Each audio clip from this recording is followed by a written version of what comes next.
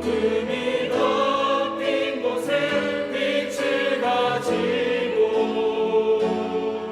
절망 가득한 곳에 소망 가지고 현실만 있는 곳에 미래 가지고 렘넌트여 그곳으로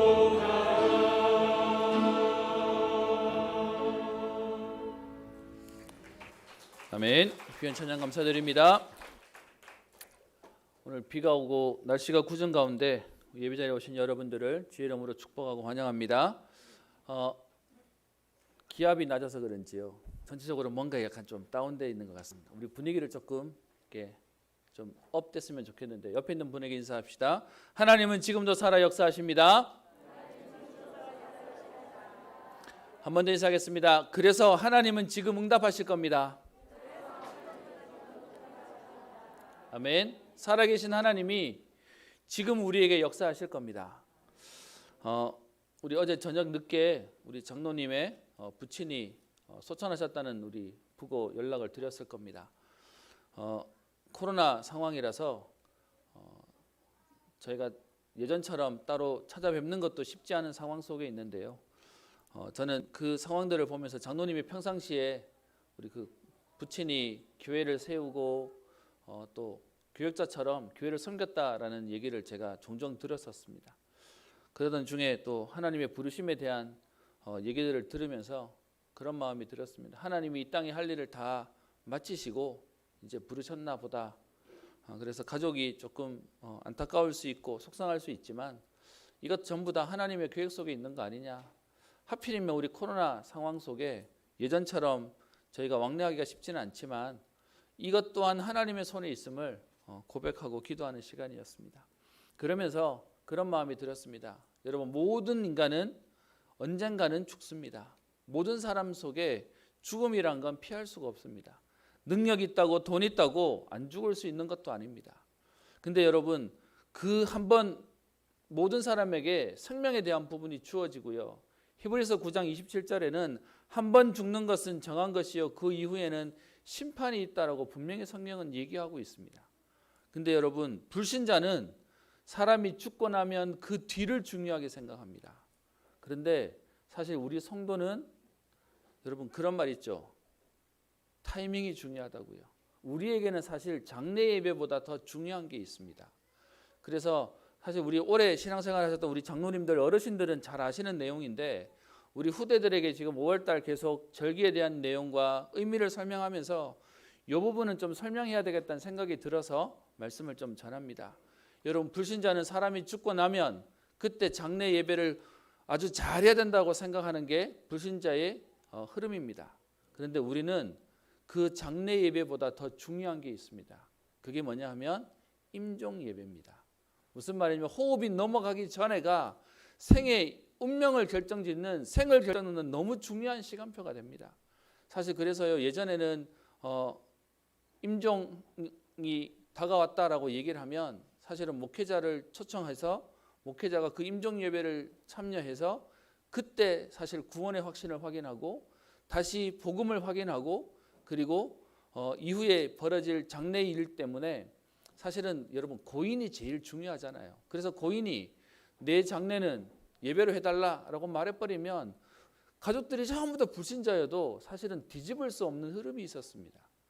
그런데 요즘은 제가 소식을 언제 듣냐 하면 요즘 저만 아니죠. 요즘 흐름은 돌아가셨습니다 라고 하고 난 뒤에 찾아가니까 흐름을 바꿀 수가 없는 겁니다. 그래서 여러분들에게 부탁합니다.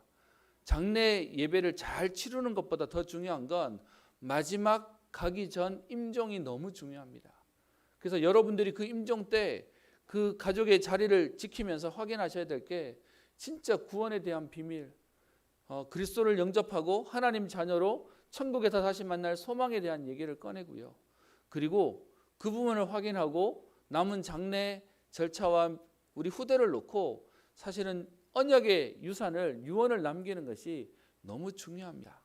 그래서 여러분 그 이후에 장례식을 입관과 발인과 나머지 부분들을 잘 하는 것보다 더 중요한 건 여러분 그건 교육자를 모셔라라고 하는 내용이 아니라 우리에게 있어서 중요한 순간을 놓치지 않아야 하는 지금 타이밍을 또 그리고 그 순간을 여러분께 말씀을 드리는 겁니다.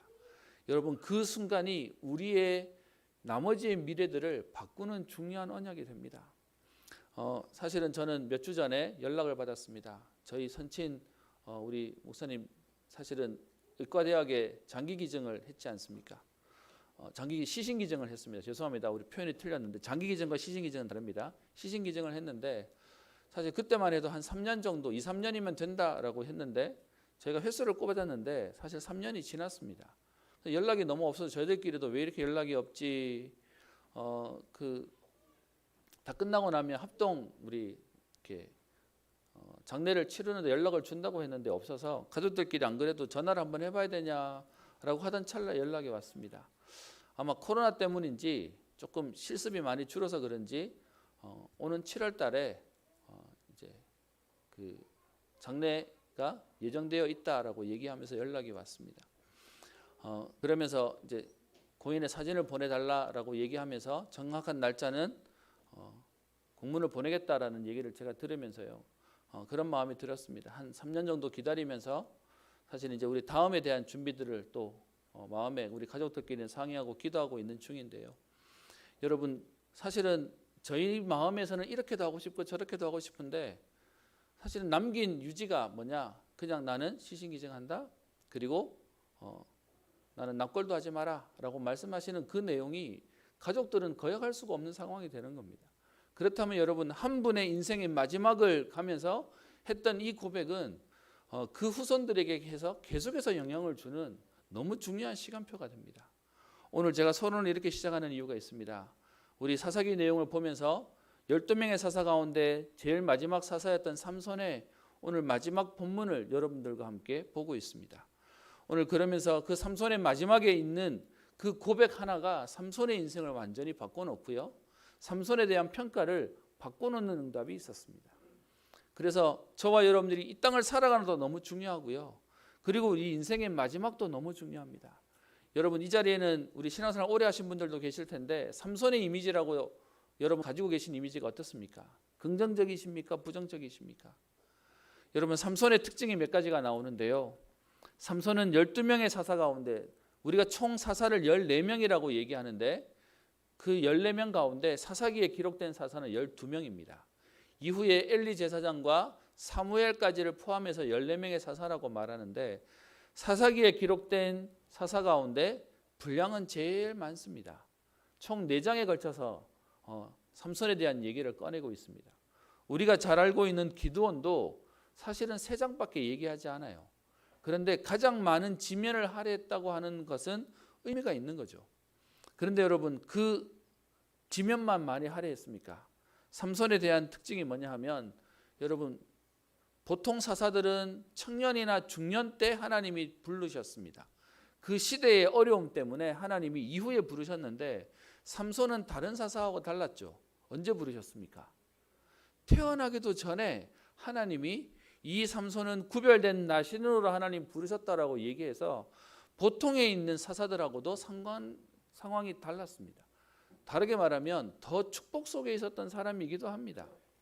그리고요, 여러분 보통 성경에 보면 여호와께서 요셉에게 복을 주시고 함께 하시고 뭐 이런 말들이 있는데 사사기에 없는 표현이 있습니다. 그게 뭐냐 하면 여호와께서 복을 주셨다라는 말이 없어요. 그런데 유일하게 사사기에서 하나님이 복을 주셨다라고 하는 사사가 나옵니다. 그 내용이 사사기 13장 24절에 얘기하고 있죠.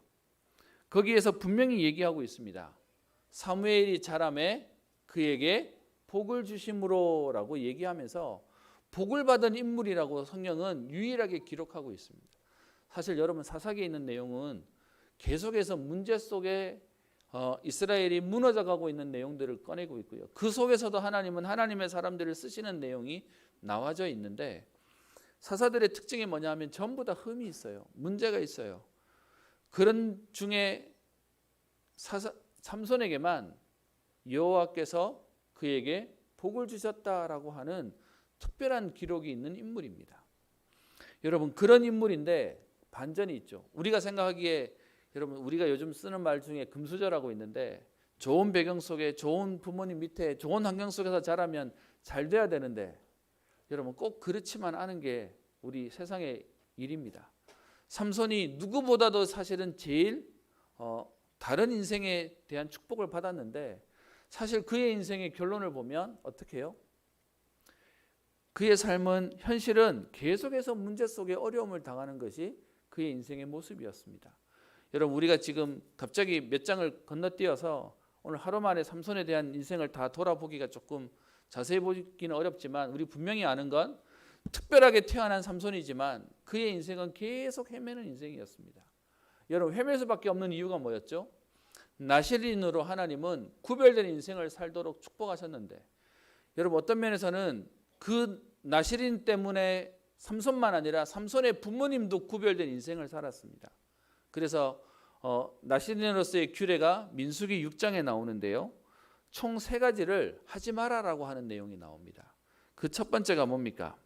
철저한 금주, 포도주나 독주는 마시지 마라. 얼만큼 얘기하죠? 즙으로도 마시지 말고 생으로나 아니면 말려서도 먹지 말고 씨나 껍질도 먹지 마라 라고 얘기하면서 아예 그쪽으로는 거리를 멀게 만들어 버렸습니다.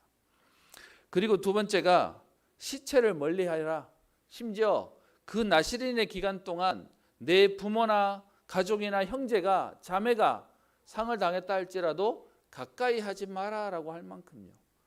여러분 그만큼 구별된 인생을 살도록 나실인에게 하나님은 말씀하셨습니다. 그리고 세 번째가 머리를 깎지 마라. 여러분 머리 깎지 마라는 말의 의미가 뭐죠?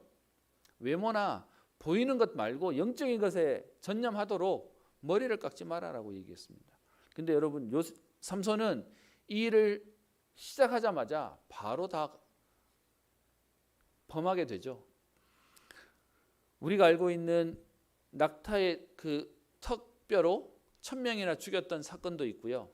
그리고 사자를 입을 찢어서 죽였는데 그 사자 안에 있는 시체에 있는 꿀을 아무렇지도 않게 떠먹으면서 사실은 그의 구별된 인생과 상관없는 지금 삶을 사는 모습들이 나와집니다.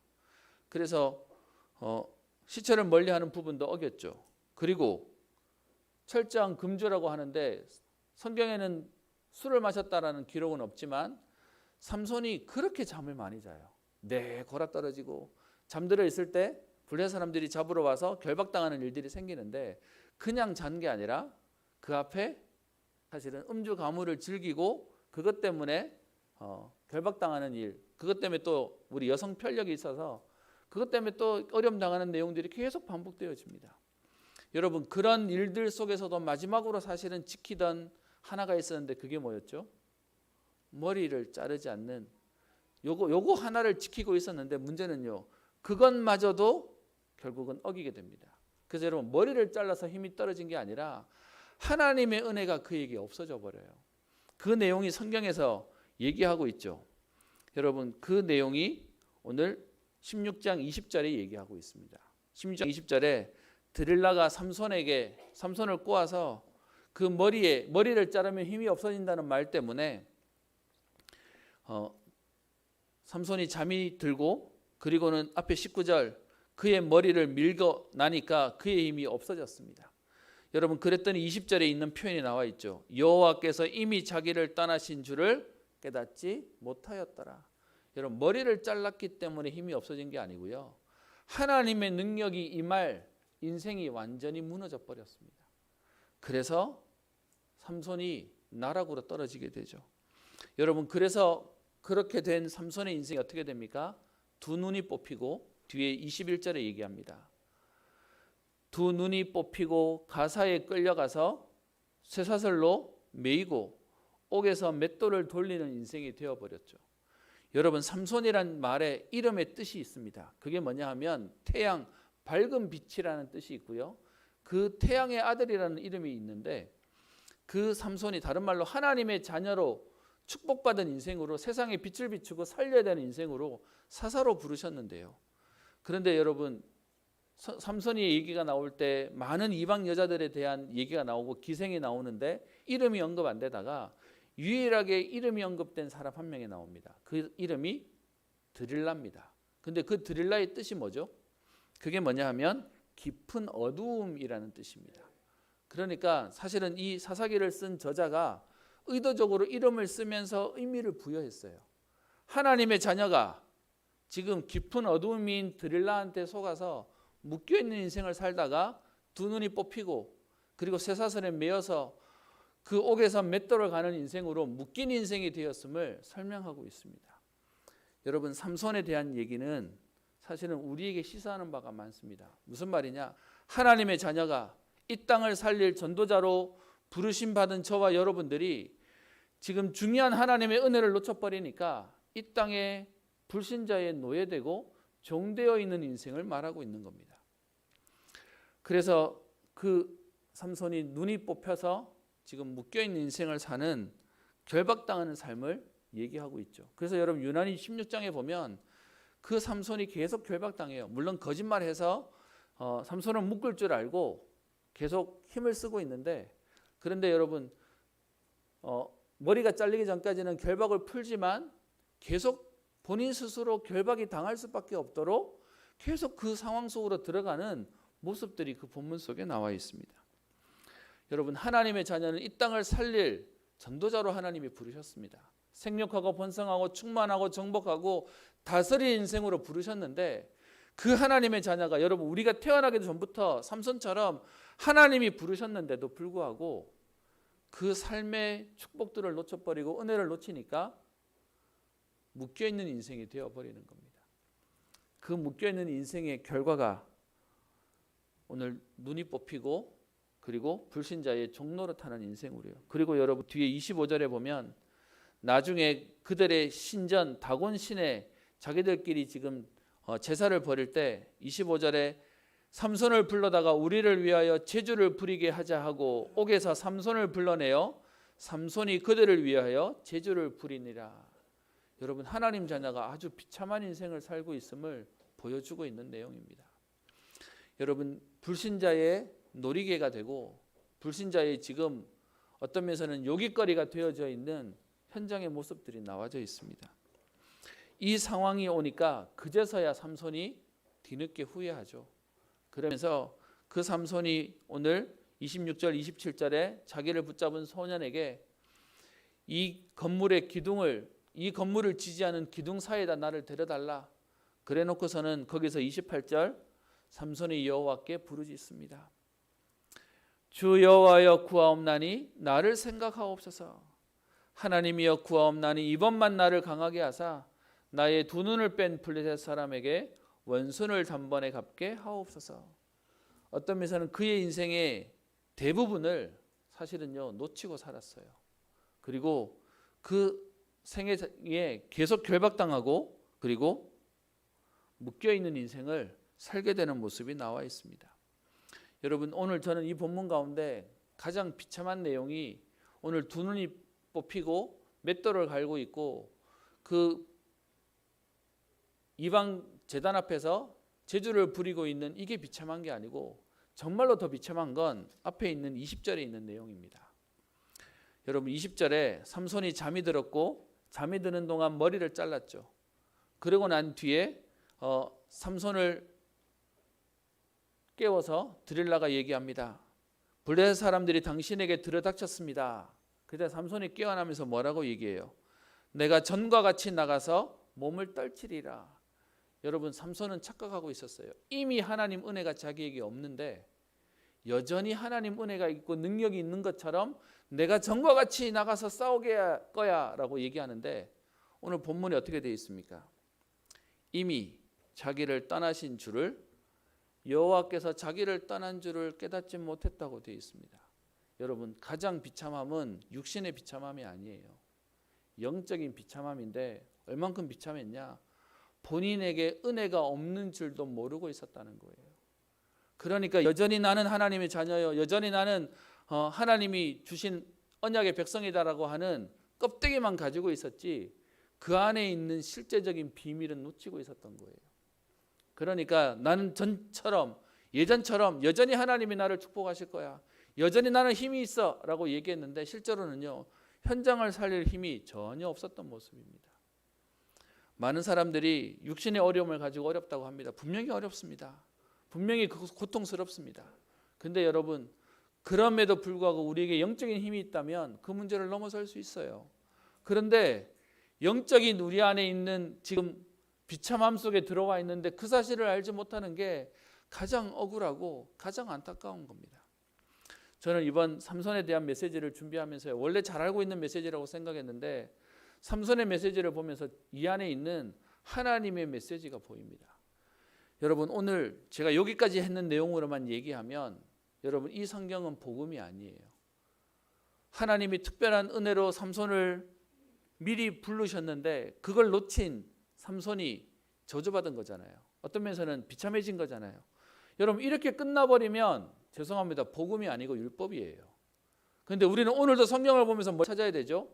복음을 찾아야 돼요. 여러분, 그러면 이 안에 있는 오늘 복음이 뭡니까? 이런 비참함 속에 있는 삼손을 하나님이 포기하지 않으세요. 그 삼손을 하나님 어떻게 하시죠? 다시 쓰세요. 다시 회복해서 사용하세요.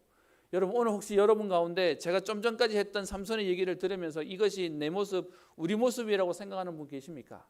그러면 거기서 멈추지 마시고 그 이후를 오늘 보셔야 되겠습니다. 여러분, 오늘 여러분가 읽었던 16장 20절에 21절에 그의 눈이 뽑히고 옥에서 맷돌을 돌리게 되는 그의 인생인데 성경은 여기서 끝내지 않고요. 그 다음 말을 하십니다. 22절에 그의 털이 밀린 후에 다시 자라기 시작하니라. 여러분, 오늘 이 본문 때문에 많은 사람들이 머리털에서 뭔가가 있는 것처럼 얘기하지만 오늘 어떤 면에서는 여러분 이 사사기를 쓴 저자가 의도적으로 복선을 깔았어요. 뭐 했다고요? 머리털이 자라기 시작했다는 이 말 속에 하나님의 섭리와 하나님의 역사와 하나님의 인도가 시작되었음을 말하고 있는 겁니다. 여러분, 그러면 오늘 본문 가운데 삼손을 통해서 우리가 봐야 될 내용이 뭡니까? 하나님이 부르신 하나님의 자녀가 그 축복의 삶, 거룩한 삶, 구별된 삶을 놓쳐서 완전히 무너졌다 할지라도 하나님이 오늘 그를 다시 사용하십니다.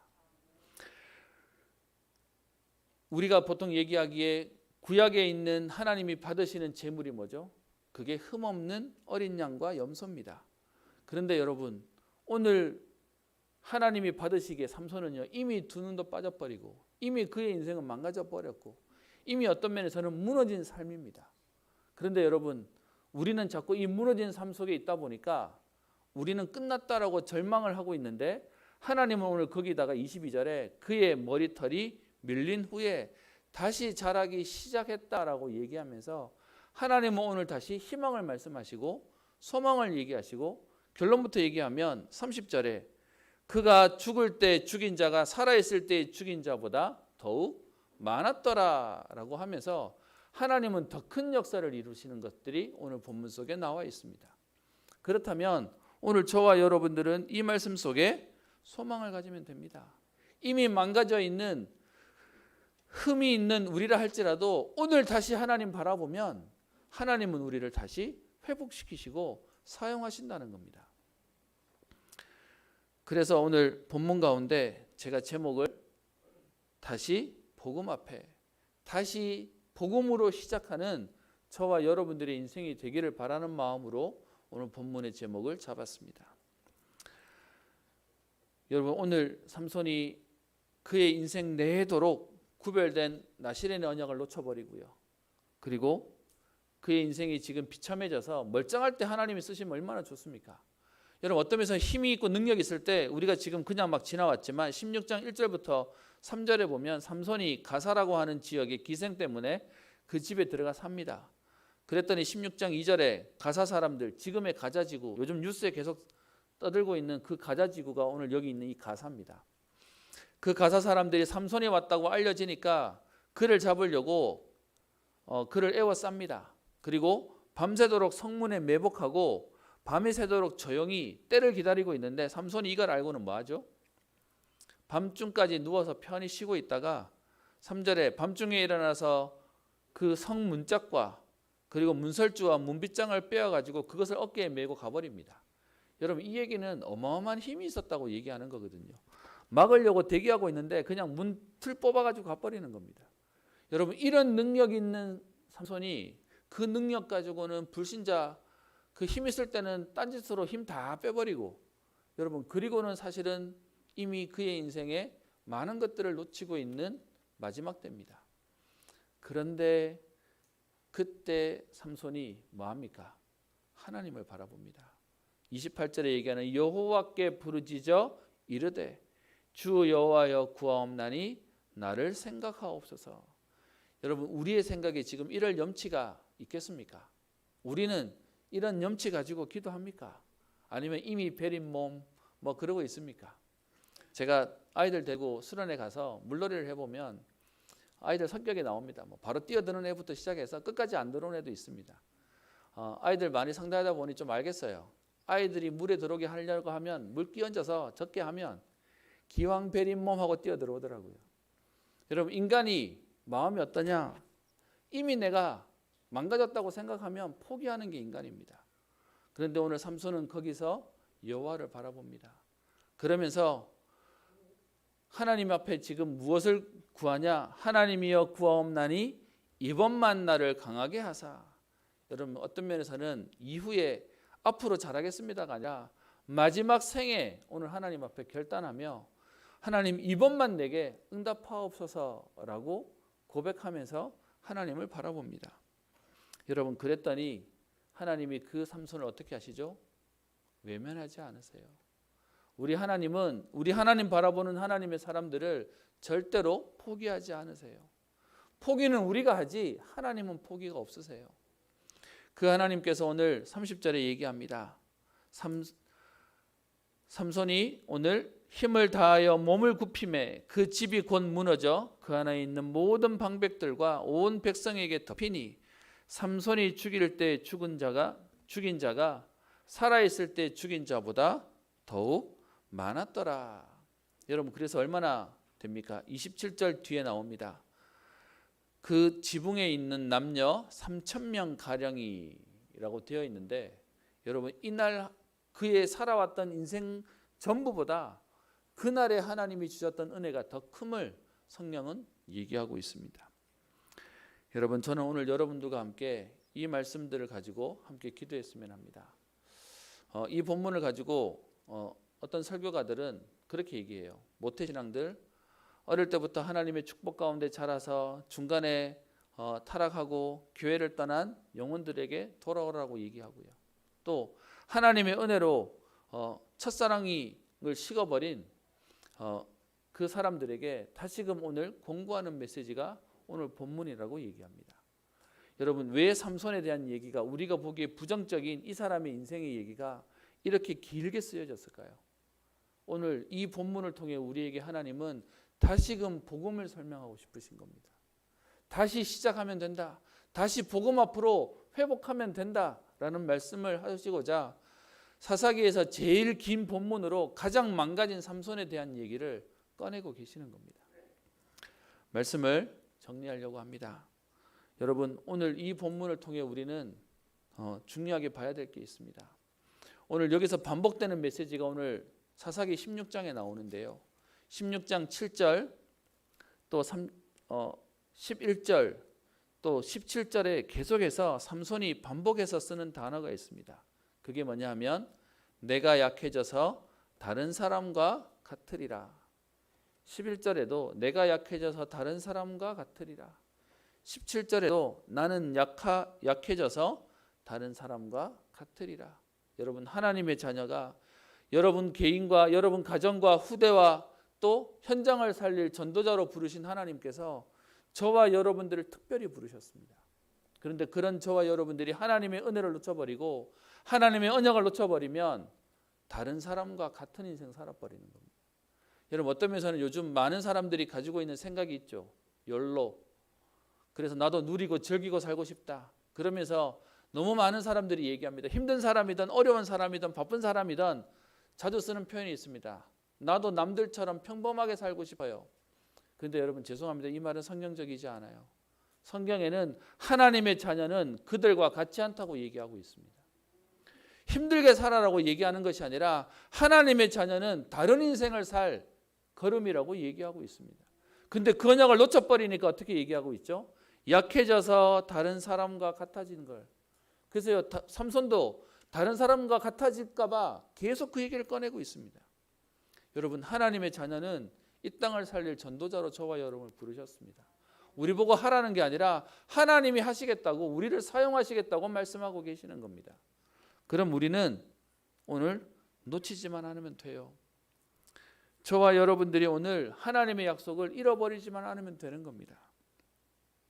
하나님이 삼손을 부르실 때 여러분, 우리 기억해서 알고 계시죠? 사사기 14장 4절에 하나님이 삼손을 부르실 때 나 신으로 부르시면서 뭐라고 얘기하십니까?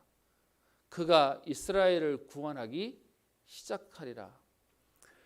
삼손을 통해 하나님의 역사를 이뤄가시면서 여러분 통해 여러분의 가정과 여러분의 가족과 여러분의 후대를 살리는 일을 만들어 가시겠다는 것이 하나님의 약속이셨습니다. 그것이 우리에게 주어진 소명이고요. 그것이 우리의 사명이고요. 그것이 우리의 천명입니다. 여러분, 안타까운 게 하나 있는데 그게 뭐냐면 이 삼손이 그의 인생을 오늘 16장 31절에 보면 그의 인생이 20년이었다. 사사로서의 인생이 20년이었다라고 말하고 있습니다. 그런데요, 31절에 보세요. 이스라엘의 사사로 20년 동안 지냈더라라고 되어 있는데, 여러분, 그동안 사사 한 사람이 일어나면 그 사사 한 사람 때문에 몇 년 동안 그 땅에 평온하였더라, 평화가 있었더라라고 하는데, 오늘 삼손에게는 그 내용이 없어요. 무슨 내용이냐? 한 번밖에 없는 우리의 인생 가운데 하나님은 현장을 살릴 사사로 부르셨는데요, 내 갈등하다가 이리 치이고 저리 치이다가 그의 인생 20년이 끝났음을 오늘 성경은 얘기하고 있습니다. 그럼에도 불구하고 여러분, 삼손의 인생의 마지막은 오늘 어떻게 해요? 하나님 앞에 쓰임받는 인생으로 오늘 인도받습니다. 그래서 오늘 제목을 다시 복음 앞에라고 잡았습니다. 여러분, 저는 현장에 많은 사람들을 보면서 그런 생각합니다. 또 저 또한 마찬가지인데요. 우리가 왜 좀 일찍 철이 들어서 문제를 당하지 않고 우리가 온전하게 하나님께 쓰임받으면 좋은데 꼭 어디가 부러지고 어디가 다치고 문제를 당하고 난 뒤에 정신 차려서 그때서야 하나님하고 이제 찾아오는 게 우리 인생이기도 합니다. 그런데 여러분, 그런 흠 있는 인생이라 할지라도 오늘 하나님 바라보는데 하나님 우리를 어떻게 해요? 사용하십니다. 저와 여러분들이 혹시 인생에 나는 벌써 나이가, 아니면 나는 벌써 기력이 다 했다고 하시는 분 계십니까? 오늘 복음 앞에 다시 시작하시면 됩니다. 뭔가 큰 일을 하라는 게 아니라 오늘 하나님의 언약 붙잡고 하나님이 우리에게 맡기신 전도자의 언약과 사명을 가지고 분명히 우리의 가정을, 우리의 후대를, 우리의 가족을 우리에게 맡기셨음을 알고 오늘도 언약으로, 믿음으로 달려가야 되겠습니다. 저는 다시 복음 앞에 우리 CCM 찬양에 있는 가사기도 하고요, 또 찬양 내용이기도 합니다. 말씀을 준비하면서 이 찬양 계속 틀어놓고 기도하는 마음으로 말씀을 준비하고, 또 오늘 여러분에게만 전달하는 게 아니라 제게도 다시 하나님 앞에 결단하는 시간입니다. 여러분, 어떤 면에서는 사람이 백지에서 새로 시작하면 좋은데요, 이미 얽혀있던 많은 것들이 생겨지고 나면 웬만큼 해보려고 해도 쉽지 않은 게 사실이기도 합니다. 그런데 오늘 다시 복음 앞에 다시 시작합니다. 다시 복음 앞에, 오늘 하나님 앞에 다시 회복합니다. 그런데 그 일을 통해 하나님은 더 큰 일을 오늘 하시겠다고 말씀하십니다. 오늘 저와 여러분들의 걸음 가운데 사단이 우리를 자꾸 속이게 할 겁니다. 이미 끝났다고, 안 된다고, 더 할 수 없다고 얘기할 건데요, 오늘 말씀 가운데 하나님은 다시 시작하십니다. 그 다시 시작하는 그 응답을 누릴 복음 앞에서는 저와 여러분들 되시고요, 여러분 때문에 여러분들의 가정을 살리시는 응답을 하나님이 주실 것입니다. 오늘 하나님 주시는 새 힘을, 응답을 최고로 누리는 전도자 여러분 되시기를 주의 이름으로 축복합니다. 기도합니다. 살아계신 하나님 아버지, 감사합니다. 오늘도 우리를 주의 전에 예배드리는 자에 부르시며 하나님 다시 복음 앞에 새롭게 시작하며 다시 회복하는 말씀을 주시니 감사합니다. 하나님, 삼손이 하나님 주시는 언약을, 나시린의 삶의 언약을 놓치며 소명과 사명을 잃어버린 그에게 하나님 아버지, 이미 흠이 생겨버린 그의 인생에 다시금 하나님 바라보는데 하나님은 과거를 기억지 않으시고 하나님 그의 인생을 통해 하셨던 일보다 더 큰 일들을 결단할 때 응답으로 누리게 하신 주님, 오늘 이 축복이 우리의 응답되기를 소원합니다. 오늘 하나님 앞에 다시 시작하며 다시 회복하며 하나님의 은혜를 사모하며 하나님의 응답을 누리는 전도자의 걸음 되게 하옵소서. 하나님, 문제 가운데 어려움 가운데 낙심한 모든 하나님의 사람들이 있습니까? 하나님, 오늘 포기한 사람들이 있습니까? 오늘 복음 때문에 다시금 힘을 얻는 시간 되게 하셔서 달려가도 걸어가도 곤비치 않고 피곤치 않는 하나님 주시는 새 힘을 얻게 하옵소서. 이들 때문에 저들의 가정에 살게 하시며 후대와 미래가 사는 하나님의 응답을 보게 하옵소서. 감사드리며 살아계신 예수님 이름으로 기도합니다. 아멘. 찬송가 335장입니다.